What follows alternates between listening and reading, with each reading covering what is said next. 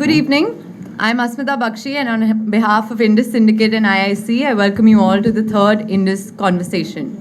India International Center has helped us organize this talk by hosting it, so thank you, IIC.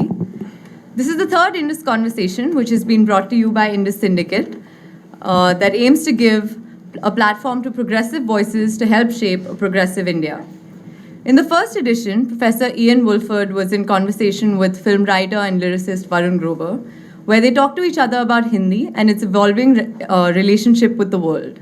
In the second edition, we had Magsaysay Award winners T.M. Krishna and Bezwara Wilson, who were in conversation with Nilanjana Roy, where they talked about equality and social justice.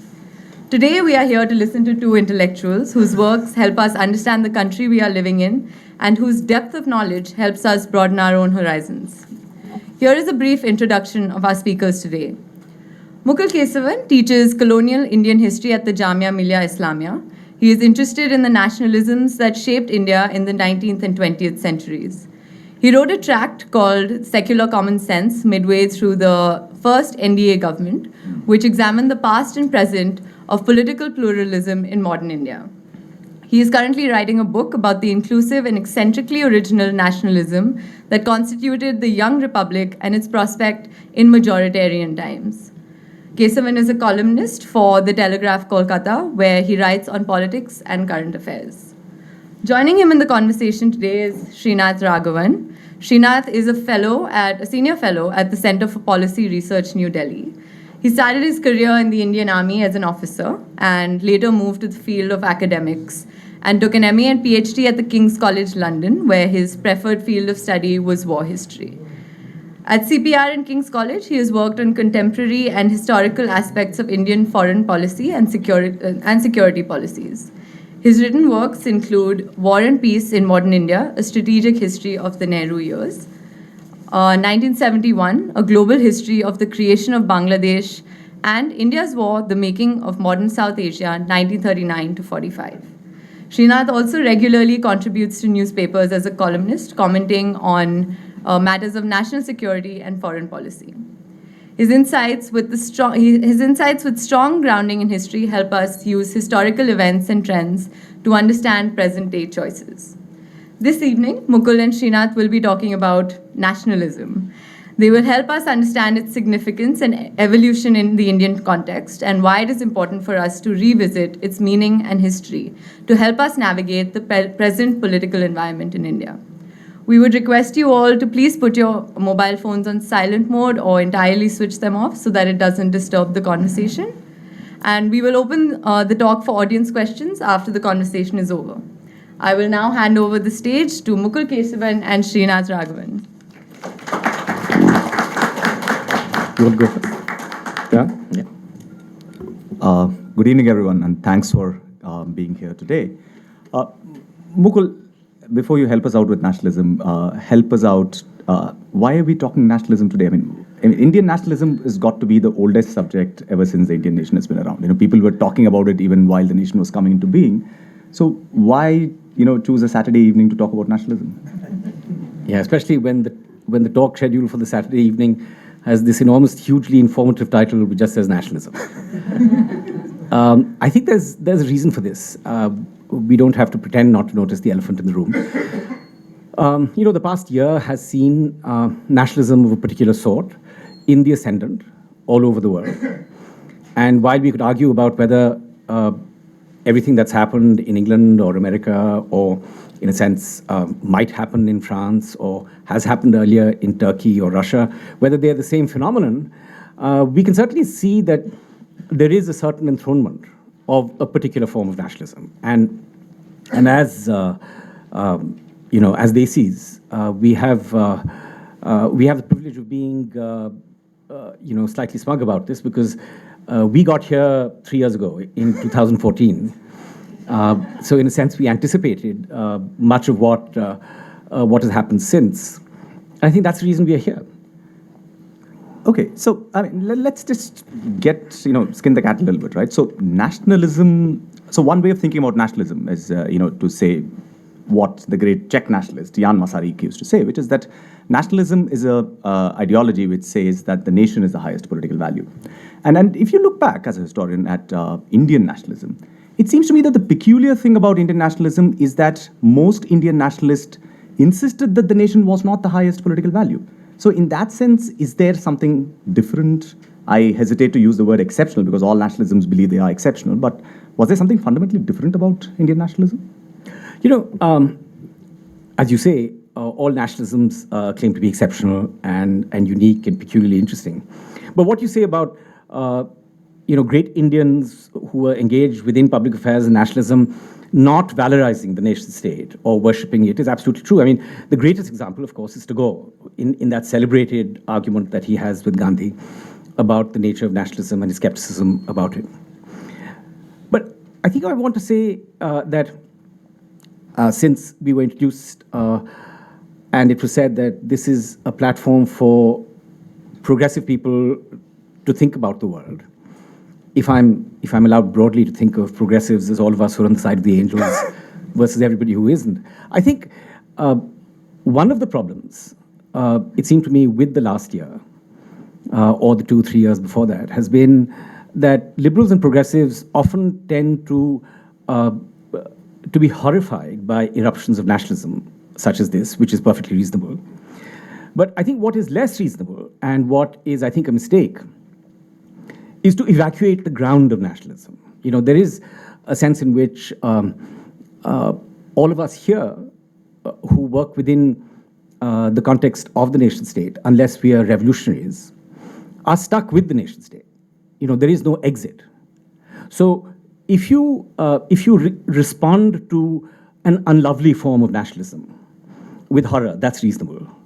But if you proceed to surrender the term and all that it means, all that it variously means, then I think you're making a mistake by handing crucial ground, in a sense, the mainstream of the politics of the nation state over to the other side. And I think it's particularly a mistake in the context of India. This comes back to your point about whether there's something peculiarly interesting about Indian nationalism. And I think there is. I think I can say with some historical detachment that to hold nationalism fastidiously at arm's length in a country like India is to misunderstand the nationalism that constituted the republic, that gave us our constitution, that in a sense shaped the republic in its early decades. Because it was, in fact, both a benevolent, eccentric, and remarkably novel nationalism. So I think if we as liberals are trying to respond to the world around us, and if we are trying to engage with the nationalisms that we feel beleaguered by, perhaps it's a good idea to ride a nationalism that is healthy and available and is tried and tested, which was, and to a considerable extent is, how Indians think of the mainstream of what we describe as nationalism. I mean, I would argue that anti-colonial nationalism of the sort sponsored by the Indian National Congress of blessed memory of colonial times is in fact interesting because it does something which is unique in the annals of the 19th century, which is, of course, the great century for nationalism. If you think of the early 1870s when Germany and Italy are constituted into nations, but if you think of the rhetoric of nationalism of that time, if you think of the great figures who are valorized in India, Mazzini and Garibaldi and Cavour and Bismarck, and then if you look at the National Congress, which is established in 1885, and if you look at the nationalism that it literally invents, the difference between what passes as European nationalism, which is the default mode of nationalism, and what the Indian National Congress makes of it is extraordinary. The Congress literally inverts what nationalism means. I mean, normally speaking, nationalism as understood in the European context, and there are many kinds of European contexts, but broadly I think it'd be reasonable to say that a nation is seen as a home for a homogeneous people. The idea is that you are a people with a capital P, that you are unique because you're a people in a particular way, either on account of language or religion or blood or soil or essence or something to that effect. And you need a home, you need self-determination.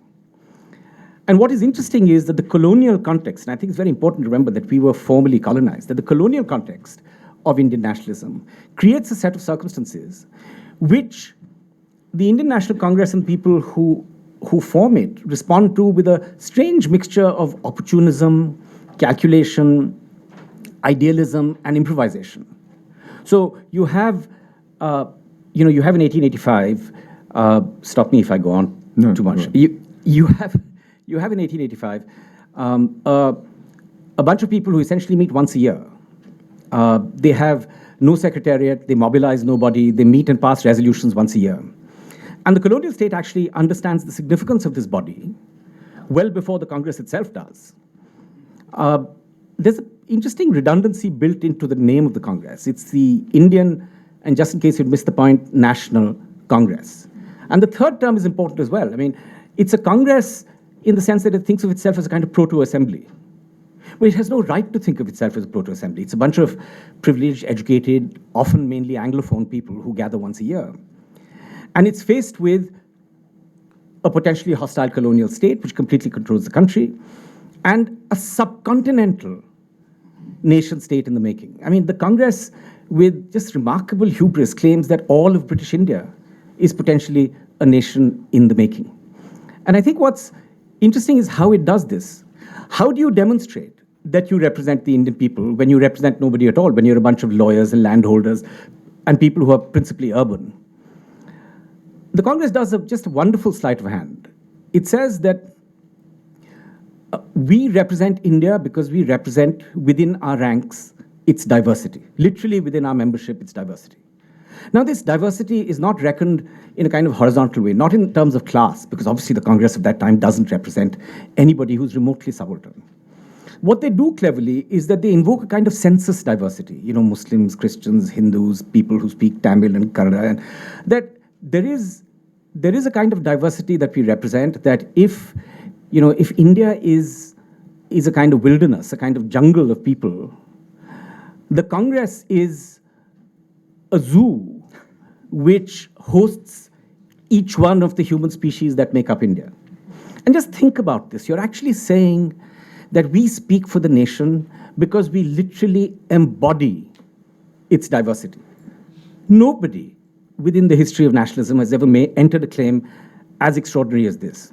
Sure, but that claim was pretty hotly contested, right? I mean, there were many animals in the zoo who desperately wanted to get out and say that, we'd rather find another zoo for ourselves than being part of the zoo which is run by the Congress. And that in many ways is also the interesting thing about Indian nationalism, is that, it's the attempt to make it a unitary nationalism, even of the most progressive variety, was never a complete project. I mean, it was constantly challenged. It was challenged along the axes of sort of region, religion, caste. I mean, think of someone like Ambedkar, for instance, right? I mean, he never presumed that the Congress party could speak for, the so-called backward classes. Or Phule with the sort of earlier. So and the Muslim League. Precisely. So in what sense then, is it useful to think about that sort of a Congress carrying on into the independent India period, at the Republican sort of moment? Let me say that's a great question. It goes to the heart of the matter. I don't think the nationalism sponsored by the Congress is interesting because it's comprehensive or because it deals adequately with the diversity of, it's an umbrella organization, but no umbrella could be large enough to encompass India. And there was enormous contestation, as you point out. I think it's interesting because not only does it make this eccentric move of saying that we represent the nation because we represent its diversity, it also finds a non-denominational way of being patriotic. In the sense that one of the things that the Congress is very careful about is that, unlike other nationalisms, it can't invoke, an invented history or the notion of a people or an essence or a faith, because it recognizes that these things are potentially divisive and are likely to turn off as many people as they are to attract. There are other nationalisms that chose to do this. Even within the Congress, there were congressmen who chose to broadly invoke what they thought of as a liberal Hindu broadly nationalism. But I think the really remarkable move the Congress makes in the last decade of the 19th century is that it produces these great economic critiques of the colonial state, R. Siddharth, Nauroji. And essentially, this critique of colonialism, of the colonial state as something that equally exploits every section of Indian society. I mean, it's a rhetorical argument. But the Congress actually follows through in it. It passes resolutions religiously about the working class, about the peasants, about tariffs, about revenues. The idea is that every nationalism has to have a grievance. The grievance must not be culturalist or religious. The grievance must, in a sense, be that we are exploited by the colonial state, which doesn't allow us to achieve our full potential. So all of us, regardless of whether we are Parsi industrialist or a talukdar in UP or a peasant or a worker, all of us, this whole principal contradiction thing, this idea that the main enemy is the colonial state. And this may not even have been seen as true and was contested by many, especially, people like Phule, people like Ambedkar. But what is interesting is the way in which you invent. I think the economic critique is more valuable, not in terms of whether it's true or not, but as a rhetorical strategy for being nationalist in, if you will, a secular or not. It supplies secular grievance, which is interesting. I think. Yeah, sure. But once the colonial is gone off the anti-colonial, what then sort of keeps this going, right? Why is what is exactly the sort of continuity or not at the moment of? Well, two things. One, what you're saying is absolutely true, because this nationalism projects the colonial state as the principal glue that holds this enormously diverse subcontinent together. And I just want us to think about the size of this subcontinent. Undivided India was the size of Russia, of Europe without Russia. It's a gigantic area. It's a subcontinent. What you're trying to create is essentially a kind of subcontinental nationalism. And people keep praising India for its diversity. Well, the truth of the matter is the reason India is valorized for its diversity and Indian nationalism is valorized for its pluralism is not because it is by orders of magnitude more various than, say Europe. I mean, Europe is pretty various. The difference is that nobody has attempted to bind Europe together in one nation state. The diversity of Indian nationalism is because its ambitions are geographically so enormous. And, I think when it comes to what happened to this nationalism once the colonial state left, it's true, it had a kind of sell-by date. But the importance of this is that it has enough momentum left, despite partition, which is an enormous defeat. It has enough momentum left to actually create, in the midst of genocide in the early years, in the early months, a constitution which is so scrupulously liberal and secular that if it were to be written today, it would be pilloried as excessively politically correct. I mean, it builds affirmative action into it, it has universal adult franchise. So I think it's great achievement, regardless of its many lacunae, regardless of its upper casteness, regardless of its blindness, its hubris. Its great achievement is to create, against the odds, this extraordinary constitutional republic. Sure, but looking back from 2017, right? I mean, I think as striking as this vision of the constitutional republic is, I think we also have to begin, and in many ways, the starting point really has to be an acknowledgement that somewhere in the late 50s, early 60s, that particular project ran out of steam, right? Yeah. And I think it's important to sort of maybe try and ask ourselves why that particular vision. So what would you say? What do you think is what is the moment of letdown? When does the Republican project, or when does the nation state constituted or the republic constituted by this nationalism begin to show its absences? Well, I'd imagine that, in many ways, this kind of a unitary anti-colonial nationalism and the vessel which carries it, which being the Congress party, once it becomes a party in power, then the dynamic changes entirely, right? Because what you then have is fundamentally an upper caste political party, which is broadly Hindu, and which is using the sort of caste oligarchy in order to get votes delivered up from the bottom. And at some point, when other groups who are, the so-called sort of dominant peasantry and other backward classes and so on, understand that the Congress does not have much to sort of give them any longer, That's the moment from the mid-60s that you see, the decline of the Congress really beginning in a longer term. And I think the key there is to sort of ask ourselves, why did the Congress not do things that even conservative governments in Asia were doing at the same time, right? Yes. And I think of, say, a country like Japan, which, if ever there was an oligarchy, was exemplified by post-war Japan, right? Run by a bunch of highly right-wing nationalist oligarchs, right? But a country like Japan or a country like Taiwan under Chiang Kai-shek, right, another oligarch, managed to push through land reforms of a kind that seemed so distant in Nehru in India. The other day I was looking at these papers written by a chap called Wolf Ladehinsky. So Wolf Ladehinsky is a sort of main advisor to General Douglas MacArthur, right? So you can think of, if as reactionaries goes, Douglas MacArthur is right there. Right there.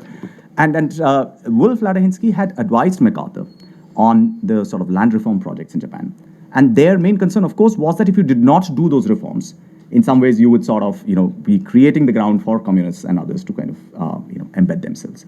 And funnily enough, I think now that, India being non-aligned was the problem, because you never thought that you faced those kinds of pressures. So when the Americans, of all people, people like Wolf Ladehinsky, Chester Bowles, are telling you that, listen, Jawaharlal Nehru, why don't you think about land reforms in a serious way? It just does not occur to the Congress party that they can want to take on. What does non-alignment, you think, have to do with it? Well, I mean, see, if you were in an anti-communist alliance with the United States, I think the threat of sort of communism would be taken a lot more seriously, right? I mean, here you have a Congress party, which exactly is because of the kind of middle and encompassing ground that it occupies, believed that it was immune to those kinds of challenges in any serious way. And because of the requirements of having this party to win democratic elections. And once again, right, I mean, it speaks to the kind of system that we adopted.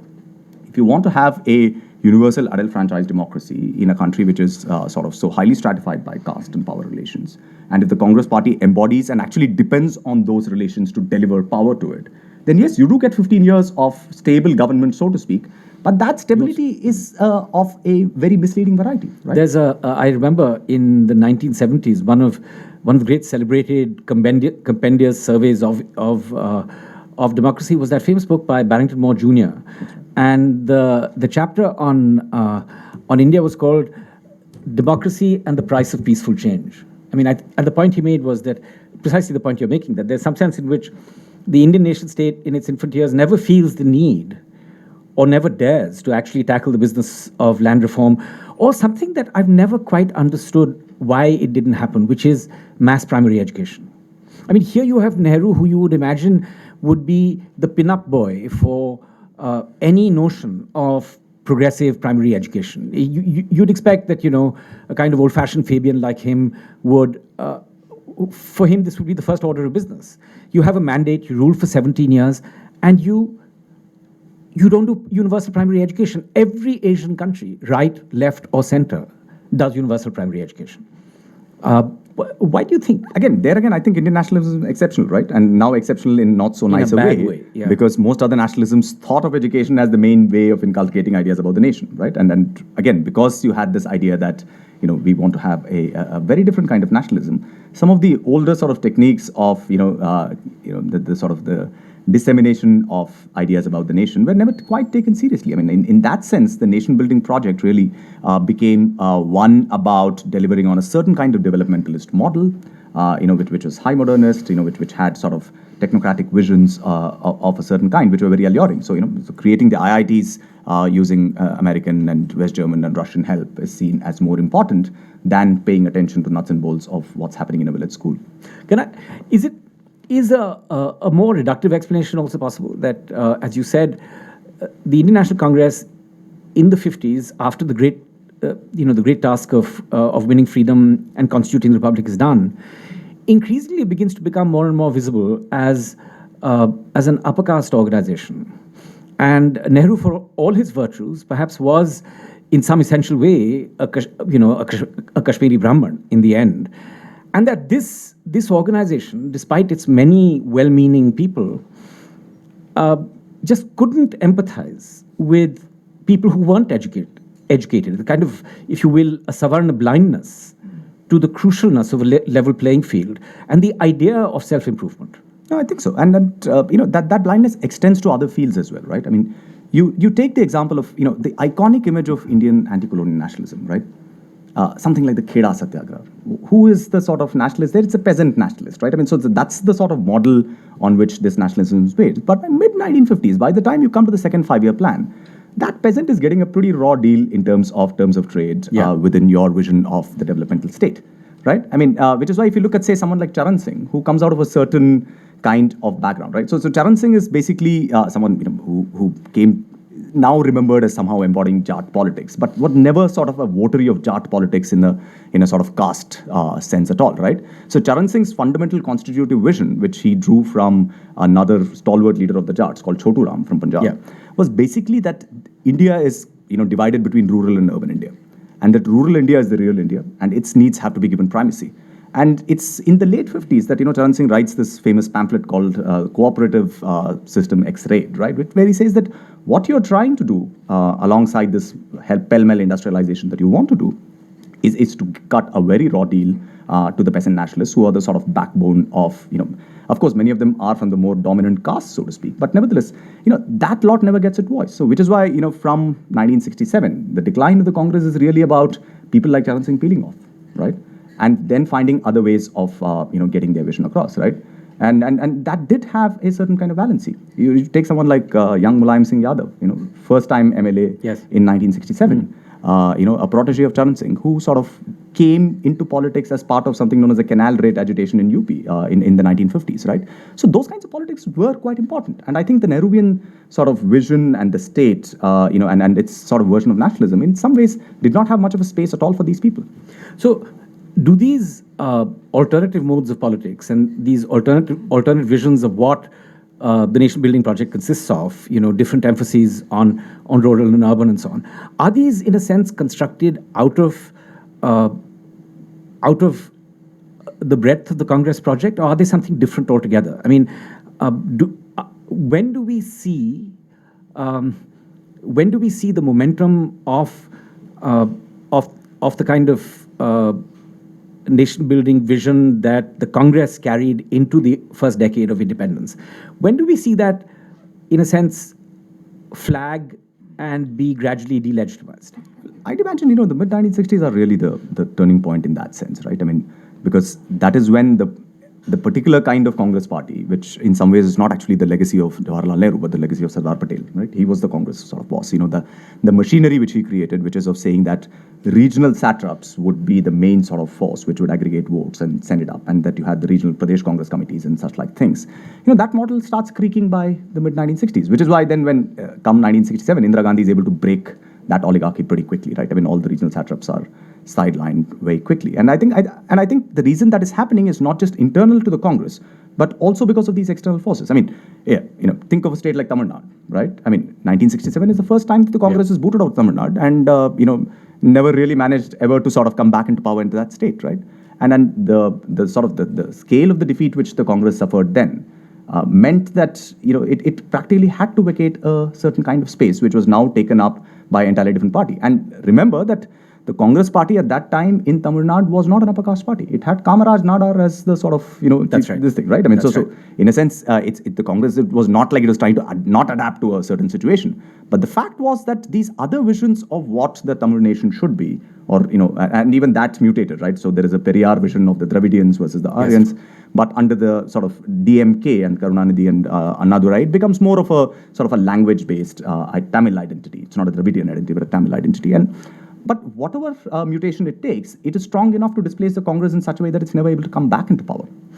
I just, since we were talking about regions, I just want to briefly backpedal and maybe discuss one of Republican nationalism's great successes. I mean, this eclectic, pluralist sort of nationalism, which is essentially a form of an improvised response to India's diversity. We were talking about this. I think that one of the great improvised triumphs of the early republic is the linguistic states, and not because there was some Congress genius who decided this is how it would be done, because Nehru was actually quite reluctant to go down that route. But I think what's interesting is that even with a nationalism like the Congress's, which is committed to a kind of diversity, there's a kind of compelling force to the idea of a national language. You know, the idea that if you're going to have a new nation state, you should have a national language. And what follows is, I think, just a remarkable example of the back and forth, the improvisation, the opportunism, and the ability to absorb all of this. That was one of the strengths of this kind of nationalist vision, that you first say that we'll have Hindustani in the Persian and the Nagari script. The moment partition happened, you sort of turn around and say, okay, we don't need it in the Persian script anymore because the bulk of the Muslims have gone, so we will have Hindi in Nagari. And then because non-Hindi speaking states aren't very happy, you say that for 10 years you'll have English as well as a linked language. And as opposed to Hindiwalas who are constantly telling us that we should speak the Rashtra Bhasha, of course, the truth is that every Indian language that is officially organized is a national language. So there's that to, in a sense, appease people who are not Hindiwalas. And then the non-Hindi speaking states are allowed to correspond with the center in English. And what's interesting is the question of a national language is raised, it's contested. Is this a solution? No, of course it isn't a solution. It's procrastination. It's, punting the ball ahead and hoping that the future will take care of it. And one of the important things about this kind of nationalism is that it recognizes that there are some problems posed by diversity that can't be neatly resolved. That, the best way of doing it is often to postpone them, to let hot button issues just grow cold. And this is something that nationalism does well, but it doesn't do many other things well. And you were saying that one of the things that begins to happen to the Congress in the mid-60s is the secession of people like Mulayam Singh Yadav, the taking over of Tamil Nadu by a completely different political party. Does this, in a sense, is this symptomatic of some larger sociological change that's occurring? Well, I think it is, right? Because, to the extent that you had any kind of, development in India, especially in rural India, it was the sort of dominant peasant communities which benefited from those. And those were the communities which then became more assertive about the kinds of political claims that they wanted to make. Because, ironically, when Indira Gandhi comes in and does the Green Revolution, these groups are the major beneficiaries of that as well, right? Particularly in the Punjab, Western UP and other places. It is actually the groups which are opposed to the Congress which benefit most from the Green Revolution and then go on to then finish the Congress there entirely, right? So in a sense, you cannot sort of get it right both ways. But while you were talking about, linguistic states and so on, I thought the other kind of, remarkable sort of piece of constitutional experimentation which happened in the early years, which today is very ironical to even mention in this context, is, of course, the state of Jammu and Kashmir. Yes. Right? I mean, if you think about what Article 370 was, Article 370 was effectively an attempt to tell the people of Kashmir that we want you so badly that we will allow you to have your own terms to decide how you want to be part of the state. Right? So, which is why you had accession is restricted only to three things. Kashmir is the only state of India which has its own constitution and so on. Right? I mean, even as a constitutional vision, it demonstrated a degree of suppleness. And of course, we got the politics entirely wrong, particularly from 1953 onwards when Sheikh could argue that it was done in bad faith. It was, well, I don't think it was done. I mean, see, and I think it's also important to understand from the other side, right? I mean, we constantly think about it from the side of saying, oh, okay, how did we do it? Why did Sheikh Abdullah want that kind of a vision? Partly because, Sheikh Abdullah wanted to implement a socio-economic program called the Naya Kashmir Agenda, which was far more progressive than any land reform or any other kind of sort of egalitarian project which was being done anywhere, right? So funnily enough, these projects were, tried at their most in Kashmir and in Kerala, right? I mean, in that sense, it's the non-Congress parts of India which really managed to try that experiment. And I find it quite ironic that today, and since this is a conversation about today as much as the past, there are highly sensible people, who have law degrees and who have made their careers as sort of lawyers and so on, who call for the abrogation of Article 370, which suggests that they've not even read that article very carefully. Because the first thing Article 370 says is that Article 1 of the Constitution applies to the state of Jammu and Kashmir. Now, what is Article 1? Article 1 basically says what are the various geographic constituents of the Union of India. Now, what it means is that if you abrogate Article 370, Article 1 stops applying to the state of Jammu and Kashmir, which would mean that Kashmir would become independent. Now, it was actually done because when Article 370 was being made, we had given a pledge for a plebiscite, right? So the idea was that if at all we have to let go of the state, there has to be a constitutional mechanism to do it. So today, the people who believe that they can actually sort of enforce the integration of Kashmir into the Union of abrogating Article 370. We'll do the reverse. I think they have the faintest clue of what's going to happen. Somebody could move the International Court of Justice. And believe me, just on the reading of the Constituent Assembly debates and of the Indian Constitution, the case is a knockout one. And I really hope people sort of understand the ramifications of what they're advocating for. Talking about the fact that, Kashmir had a special constitutional status, it's interesting and quite remarkable that till the China War, secession was not a treasonable demand. Wasn't the DMK formally committed at some point to an independent Tamil state? Yeah.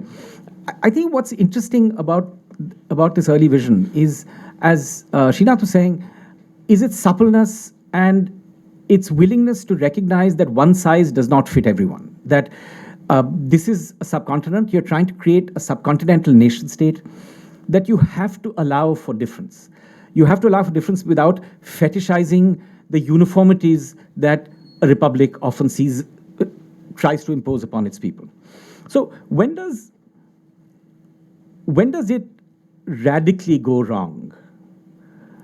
Well, I think instead of asking when does it radically go wrong, it might also be useful to ask when do others start really sort of coming into the center stage, right? And I think we should sort of talk about the other elephant in the room, which is about Hindu nationalism, right?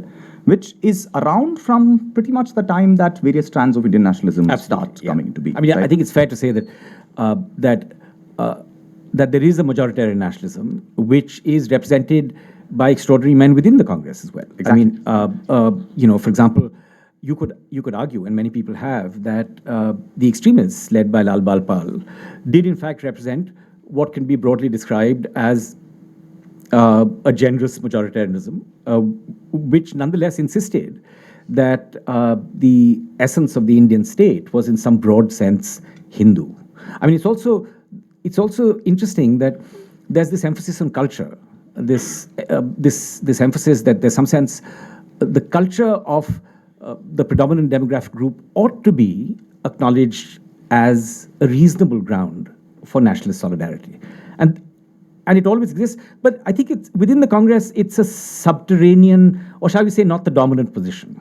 Well, there was a moment when it could have become dominant, right? When that's the sort of iconic Purushottam Das Tandon versus Jawaharlal Nehru thing. Because, see, that struggle is happening within the Congress immediately ahead of the first general elections, when which the Congress and Nehru want to treat as a referendum both on the Constitution, which was never put to vote, but also as an affirmation of a secular India versus this thing. And to do it in UP, which was, of course, one of the most, as you know better than I do, sort of most strongly affected by partition, was to affirm a certain identity for the nation, right? So in that sense, there was a very strong, time when those things happened. And the UP Congress was, in fact, very often its leadership seemed as much out of the Hindu Mahasabha as it did out of the Congress. Right? And frankly, those memberships were permeable until 1938 or 39. and even later, right? Then after Gandhi's assassination, Patel kind of made it clear that this kind of dual membership has to cease, and those boundaries were very porous. There was no such sort of clear dividing line, and as late as 1964, around the time when Jawaharlal Nehru dies. There's this communal riots in India which are sparked off by the theft of the Prophet's relic hair, the relic Muay Muqaddas in Hazrat Bal. And Nehru's sort of final set of warnings really are to say that, listen, this is a country where, people like me have fought Muslim communalism for a very long time. And I'll say that going forward, Hindu communalism has to be the main thing that you guys have to watch out for, right? Because the Hindus are a majority in this country. There is no denying that. But I think, by the time you're talking about 15 years of a certain Nehruvian vision, there are other more possibly aspects of Congress nationalism. Gandhi's ideas of religion, for instance, which are completely discarded, right? That vision to say that we have to work through religion rather than against it, or to pretend that religion does not matter to most people, that it does not form part of people's sort of cultural common sense, was one that the Nehruvian state again never gave much attempt to, and then was seen as somehow a very retrogressive vision, right? So in that sense, I think. By the time you're coming to the mid-1970s with, another sort of national movement coming up against the Indira Gandhi government and the emergency and so on, you have the Hindu right and the RSS sort of very much at the forefront of that particular... You had an interesting point to make about why the Hindu right gets a remarkable fillip in the middle of the 70s. You want to just expand on that? okay, think about it this way, right? I mean, when the sort of Navnirman movement, which Jayaprakash Narayan is kind of putting together, JP is out of politics for a very long time, right? In terms of formal politics, comes back in. And almost from the very outset, and you can read letters written to JP at Nehru Memorial Library, people are warning him saying that, the stormtroopers of this movement are people from the RSS. And JP says, listen, I know that, but the greater enemy today is Indira Gandhi. So in a sense, it's a bit like the anti-colonial thing, right? I mean, so at that time, the Congress's mantra used to be that everyone has to get together because we need to fight so and so. A similar kind of a dynamic develops. And what it means is that it gives the RSS and the Hindu right a kind of political legitimacy that they have never managed to get ever since the assassination of Gandhi, right? Because if you look at key figures in the, both in the Janasangh of the 1950s and 60s, people like, especially the post-Shyama Prasad Mukherjee phase, if you think about Deen Dayal Upadhyay, Atal Bihari Vajpayee. See, these were figures who had to function in politics against the tide, as it were, right? I mean, it's no surprise that someone like Atal Bihari Vajpayee emerges as this figure who's able to speak to people across the aisles and so on. Because if you did anything other than that, your survival was very much in question, right? I mean, you're a very small force. You had to expand very carefully. And, people like Deen Dayal Upadhyay are already in the late 1950s thinking about expanding the Janasangh's sort of presence into the tribal areas, for instance. And even presences as a sort of an environmental movement, Amal Law letter in some ways. And so you have to do a range of things. You have to tie up with the socialists with whom you have absolutely nothing in common in the by-elections of 1963 in order to sort of say that, we can capitalize on the moment of weakness of the Congress party after the China war, right? So all of that, and then the Samyukt Vidayak Dal coalition governments of 1967. So in 1975 and then the 77 elections really are, the moment when they come into the mainstream of politics and are seen as an acceptable political force. The ideology which they espouse may or may not have been very different from what Savarkar was saying in the thing. But the political forms in which they had to sort of give expression to that ideology had become quite different. And I think, that in some ways is the real trigger for this thing. So in a sense, the longer term consequences of the imposition of the emergency really are to give a fillip to the Hindu right in terms of mainstream politics. One of the interesting things about someone of my generation, living through the controversies that occur periodically about nationalist symbols, is the remarkable irony of it that that the Tiranga, which was in every sense a Congress flag, is essentially adapted from the Congress flag. You remove the charkha and you stick the Ashok Chakra in. The Tiranga used to be a flag of contention. Certainly Hindu nationalists did not embrace this. There was the Bhagwa Dhwaj, which was the saffron standard, which was the emblem of Hindu nationalism. There was a sense in which it's the tricolor's Congress affiliations were offensive to people who wished to produce a different nationalism. The national anthem. One of the curious things about the controversy about the national anthem is I find it hard to feel worked up about it because right through my childhood into the time when I went to college, at the end of every movie I can remember seeing anywhere, in Regal, in Odeon, in Plaza, there would be the Tiranga projected on the screen and the national anthem would play and you would get up and, some people would shift around. But you'd get up and, you did it reflexively. It was neither seen as a hectoring nationalism. It was like, it was what you did. You went, saw a movie, you got up, you stood still for the length of the anthem and you went. And what is interesting is the extraordinary success of the Hindu right in appropriating these symbols for a completely different nationalism. I mean, there's a sense in which when Professor, who's the physics professor? I'm forgetting my name. No, Murli Manohar Joshi, when he led that thing to Kashmir about the flag, and I thought, the gall of it. I mean, you lot wouldn't even have anything to do with the tricolor a couple of decades ago, and now you're scurrying around the Kashmir Valley to try and teach, Kashmiris the value of a national emblem. But I think the interesting thing is that the anthem, the flag, and the selective poaching of the nationalist pantheon. I mean, really speaking, the Sangh Parivar is this curious nationalist organization without an anti-colonial past. So, there is a sense in which you have to scavenge a bunch of nationalist ancestors. But you have to give them credit for doing this and the success with which they did this. I mean, to be, within the internecine arguments within, broadly speaking, Congress nationalism, to happily trade away, iconic figures within you and hand them over to the right.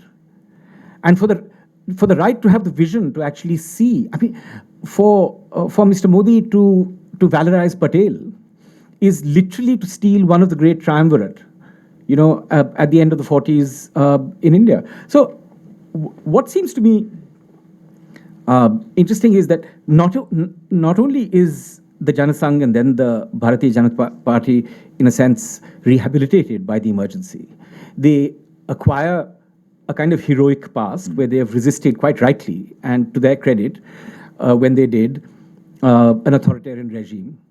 It also allows them, in a sense, a breathing space in which to enlarge and widen the scope of what was really a Hindustan type nationalism, a narrow North Indian parochial Hindu nationalism, to actually broaden it both retrospectively and broaden it in terms of who they are pitching it to. As you mentioned, they're expanding even in the 60s to tribal communities, etc. Yeah, no, and I think the seriousness of that entire project should not be sort of dismissed. Right? No, I mean, absolutely. I think you have to give them full credit that they do have a clear set of ideology. It is mutated as all these things do over a period of time. They have, as you're saying, brought in new elements, but give credit where it is due. That they have managed to sort of keep their sort of ideological program quite tightly linked with their political program in a way that the Congress party never could, right? I mean, even in its in the post-Nehruvian period, I mean,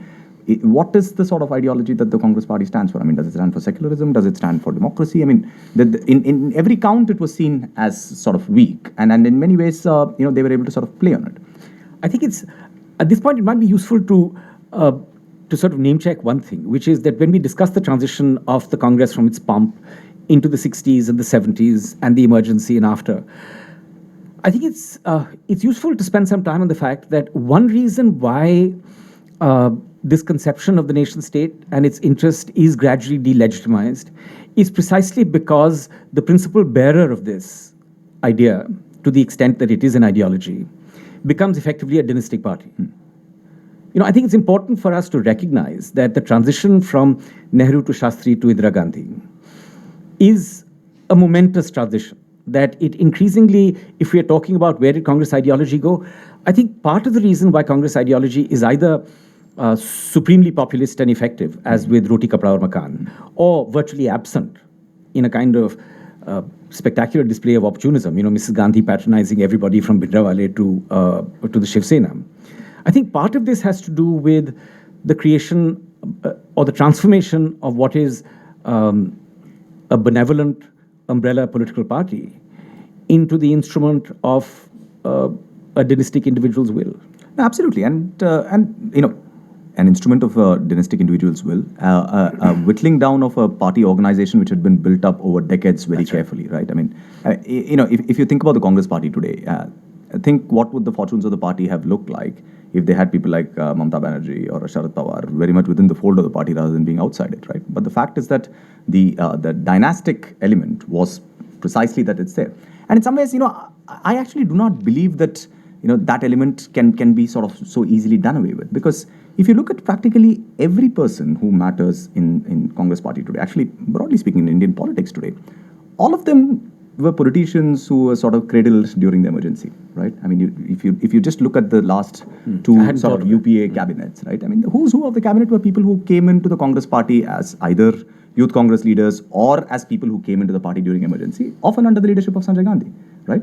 Including people like Pranab Mukherjee, who are now this. Yes, they were proteges of that particular kind of turn towards a more dynastic mold, right? So in that sense, the particular shift that you're talking about is fundamental, right? It's not just cosmetic. It's not just about saying that, leadership is just being handed over. It's also that the rank and file are now being populated by people who owe something only to this particular leadership, who do not have anything of their own to offer. In that sense, it's a fundamental transformation. Whose importance I don't think can be sort of underestimated in this context. Since we're talking about alternative visions of the nation, and we spoke about the Congress, of course, and we spoke about Hindu nationalism, its travails, its ascent, and so on. I had a question, which is that if you think of the late 1980s and the early 1990s as a political context, the political contest is often, at least in North India, between sort of Mandir and Mandal. Yeah. And if we look at Mandal more broadly as a metaphor rather than a specific legislation to do with largely to do with North India, the question I have is this: Hindu nationalism becomes, if you will, or Hindutva becomes a coherent pan-Indian political position. It becomes an alternative nationalism. On the other hand, you have this incredibly dynamic and politically often very successful political development, which consists of backward castes, of dominant agricultural communities, of Dalit-led Mayawati and BSP and Kanshiram, leading extraordinarily successful insurrections, if you will, in UP, achieving political power there. And we already have an older version of this in South India. I mean, North India is the laggard in this. This has already happened in the peninsula. Why is it that unlike Hindutvadi nationalism, this, if I can use the term for want of a better term, why does this broadly subaltern caste fraction-based politics, which has an alternative vision, not necessarily theorized systematically, but often theorized. I mean, Kanshiram, the Bahujan Samaj Party, the antecedents of Ambedkar and Phule. Why does this not become, if you will, an alternative pan-Indian project? Well, I mean, you could say that someone like Mayawati attempted it for a brief period in UP in the 2000s, right? When you try and create some kind of a rainbow coalition and so on. But the problem, I think, was that, you were trapped in the same mode that allowed you to legitimize. In a sense, it's a replica of the Congress problem in the 1950s, right? What allows for successful electoral mobilization also poses limits on the political project, right? And that, I think, was the real problem. Because if you, again, it's very interesting to think about, the caste politics of UP in the 1990s, right? The ideological antecedents and political antecedents of that in the sort of socialist, Samajwadi kind of mold was not just about caste. I mean, whatever you may say about Ram Manohar Lohia, he was not just interested in sort of caste reservations. I mean, Lohia wanted reservation for women. He had an agenda of Hindi versus English.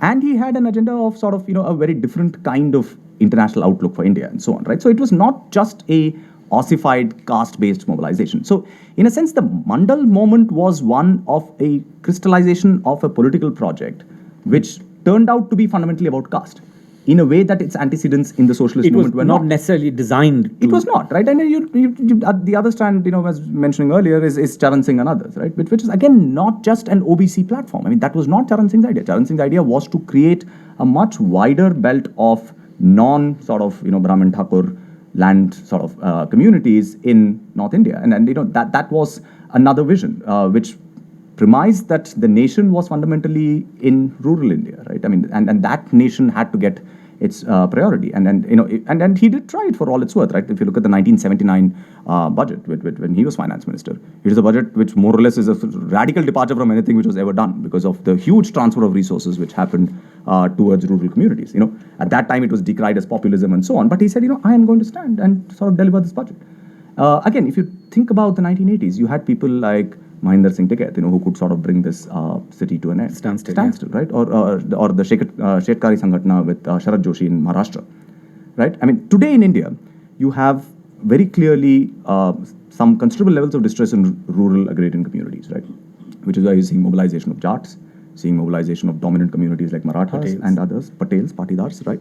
But who is able to give political sort of voice to these? There's just no political party in the space, right? So in that sense, I think there are certain very strong strands of nationalism which were very different from that of the Congress, in a sense that they had a very different vision of what this nation had to stand for, which have been completely obscured. So if you look at the BSP, it doesn't see itself, or it wasn't designed by Kanshiram to be a provincial party. They had ambitions in Madhya Pradesh, in Rajasthan, in Punjab, in Haryana. That's right. And they also had this, I remember going in the, I think, 1996 to cover the Faizabad election. And I went to the BSP office, and this man showed me a ball pen with a small top. He said that, we are not a Dalit party. We are a Bahujan Samaj party. It's just that right now you have a society like this, where the small cap of the pen dominates the rest. We want to merely invert it, and everybody should get their share. Why doesn't this project, say the BSP's project, in limited regional sense, succeed in transcending UP? I mean, I think part of the problem is simply in terms of electoral sort of strength and so on, right? I mean, the kind of cohesion that you have in UP. And BSP also has a catchment within a certain section of the Dalit community, right? I mean, it's not like... So which is why, say, other groups like the BJP have from time to time tried to go to other sort of non-Tamar communities within the Dalits and try and sort of, woo them and so on. So I think, there are sort of limitations posed electorally by the sort of distribution of Dalits outside of UP and places like that. Maharashtra might have been the other sort of potential state, right? I mean, where things are. But there, the lockdown of the Marathas is such, and it's across parties, right? It's such that, Dalit politics never really took off.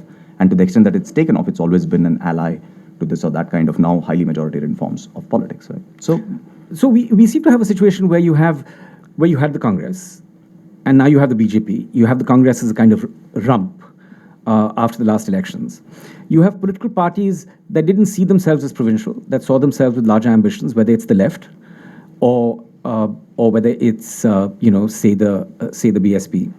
But no political party, apart from the Congress or the BJP, succeeds in establishing, or no coalition of parties that are broadly sympathetic succeed in creating a kind of pan-Indian presence. Well, I mean, the question is, whether you want to sort of look for alternatives only in a pan-Indian space, okay. Right? And I think, going forward, frankly, I think it's the regional space which is going to be a lot more interesting in terms of what kind of politics we are crystallizing. And there, I think, right now we are at a moment of entry. You spoke earlier about Indian nationalism and the Republican state not being a one-size-fits-all kind of model. But with, say, something like the GST coming in, you are pretty much getting into a one-size-fits-all model for certain very important things. I mean, if I think about my state of Tamil Nadu, right? I mean, the kinds of things that, say, M.G. Ramachandran was able to do with universalization of the midday meal scheme would be impossible under a GST-like scheme. Because you wouldn't have revenues. You just can't raise revenues. There is an FRBM which says, there are limits to how much you can borrow. What do you do? Right? Which is precisely why the ADMK and Jayalalitha sort of fought tooth and nail against it in Parliament. Right? So I think the kinds of, political economy structures that we are now embracing will, going forward, create more avenues for sort of conflicts because regional aspirations, visions of development. Again, you said that South India has sort of been ahead in terms of backward caste politics, but South India is also very different backward caste politics, right? Because that politics has also relied on a degree of social mobilization which is quite extraordinary. Nothing of that sort has ever happened even after Mandal in North India. I mean, the degree of sort of the sense of entitlement that people have, the degree to which they know their rights and so on, and the willingness of both the DMK and the ADMK to deliver on a certain set of things, whatever else they may be doing or not, is, I think, a remarkable testimony to the levels of social mobilization which have happened there. So I think, those are the kinds of forces which cannot be sort of forgotten or sidelined, right? I mean, I think going forward, there's going to be a lot more churning along the sort of regional axis, along various kinds of visions of development about what certain states can and cannot do, what people want. And I think, instead of hankering after a unifying pan-Indian sort of nationalism of a certain kinds, we have to go back to at least one vision of the original sort of nationalism, which is accepting the diversity of these kinds of states, right? And that in some ways was Gandhi's great contribution to the Congress party, right? He said that, Pradesh Congress committees have to be based on linguistic stuff. And that, in some ways, the older administrative unity of India cannot be the basis on which we think about nationalism. So if you're talking about, as you correctly point, instead of hankering after some great pan-Indian alternative miraculously emerging at our door that is going to, in a sense, rescue us from the clutches of right-wing nationalism, what would an interesting, progressive, nationalist politics do in the present moment? Let me link this to the eccentric example of the Aam Aadmi Party. I think what's interesting about the Aam Aadmi Party, despite its its leadership manias and its and the splendid cast of maverick characters that it has, is that the Aam Aadmi Party actually, I think one of the reasons why it was such an important force in Delhi was it actually did politics. I mean, after a long time, you actually had a political party which did politics in an unabashedly populist way, but tried to create an alternative form of populist politics centered on what they thought would strike a chord with the material aspirations of the people whose votes they were seeking. Their much touted mohalla clinics, their experiments in education, both of which have been either critiqued as exaggerated or critiqued for their substance. But what's interesting is this is a party that is both doing this and marketing the fact that it's doing this. That there is a non-sectarian attempt, rather like the great achievements of the Dravid parties in Tamil Nadu, an attempt to produce a populist politics that responds to popular demand, if you will, creates a constituency and mobilizes people who then begin to expect the state to do things for them. Yeah. So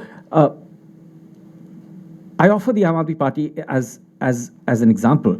Is this what a modern populism looks like? Well, I mean, it can take many forms, and I think one of the sort of key things for any progressive nationalism or that kind of politics really has to be an acceptance that certain kinds of territory cannot be automatically ceded to the other side, as it were, right? And here I particularly think about things relating to sort of security, to the armed forces and such like things. Because, historically, Hindu nationalism has a very ambivalent relationship with the Indian army itself. The Indian army was the instrument of the colonial power, right? So to that extent, everyone was uncomfortable. People like Savarkar were deeply uncomfortable with the Indian army because it was disproportionately represented by the Muslims and the Sikhs. And to the extent that other groups came in, they tended to be Dalits and others, right? And while Savarkar was for and against untouchability, I mean, the fact that you have Dalits sort of coming in is a problem, right? So in that sense, but today, if you look at it, I mean, it's almost by default that people tend to assume that, anyone who is, capable of speaking for the armed forces and so on, automatically, has to sort of espouse a certain variety of majoritarian nationalism. I mean, why has that ground been ceded? Is something that is a bit mystifying to me, and I think. So you were a soldier, and did you serve in Kashmir? Yeah, I did serve in Kashmir. Yeah. So one of the hardy perennials of Indian political discussion is AFSPA. Sure. So just using AFSPA as a peg, I just want you to reflect on whether whether liberals or progressives or people who are critical of a majoritarian nationalism, whether in your view they've just stopped thinking about this and merely by abdicating the ground have handed over both, if you will, the armed forces and any constituency that admires them to the other side. Well, I mean, see, the Armed Forces Special Powers Act is a kind of an interesting particular thing, right? Because, see, there is a genuine problem with the Armed Forces Special Powers Act in as much as it licenses a certain degree of impunity. Because the assumption is that even if someone is, prima facie there is a case against, say, a fake encounter or something like that, cannot be sort of tried in a court of law until and unless the armed forces and the Ministry of Defense actually give clearance. Which they never do. But in most cases will not, and they might hold a court-martial of their own, which has happened in certain cases. But again, so that is what gives the sense of impunity to people, right? Because people believe that here is an institution which, instead of being the enforcer of the law, is somehow beyond the law, right? And that is a political problem. Now, the armed forces have a certain view as well, which is to say that if you are an Indian Army officer, I was posted in Doda district. Let's assume I hypothetically went out on an operation, killed a couple of militants, bona fide people who are sort of gun-carrying terrorists, so to speak. And if an FIR was registered against me for murder or manslaughter in that thing, and if I was supposed to expect it to sort of turn up in that court every time a summons was given against my name, the Indian Army cannot function at all, right? So you do need some legal protection to make sure that bona fide actions can continue without giving sort of leeway for malafide action to be sort of condoned, right? And that is the balance that I think, we have to strike. And that, I would imagine, is very much a liberal case, which is to say that, listen, the rule of law has to be applicable to everyone. We don't want rule of men, right? We want rule of law. And the way to think about it is that certain institutions need certain kinds of safeguards in order to carry out their legitimately constituted duty. And instead of that, if we have a single point agenda of saying that AFSPA has to be scrapped, and I think it should be scrapped. In fact, I think the army should demand the scrapping of the AFSPA, provided other safeguards are built into it, in other things. You can amend the Unlawful Activities Prevention Act. There are other ways in which you can give them the right kind of cover. But, there's no need to do this. And let's also not forget that the AFSPA was bought in by Jawaharlal Nehru, right, in the context of this thing. So There was an ordinance before that, right? well, During there the was an Second World ordinance War. during the Quit India movement, which incidentally never gave, which only authorized the use of force unto the point of killing to the rank of captain and above. That's right. And now it's we Havildar. allow non-commissioned officers to do it, right? So in a sense, the colonial state was slightly more benevolent than we have. So, do we? I think we should. I think we should. Yeah, yeah. So, not that this is a particularly tidy end, but on that note, Srinath, thank Yeah, you. sure.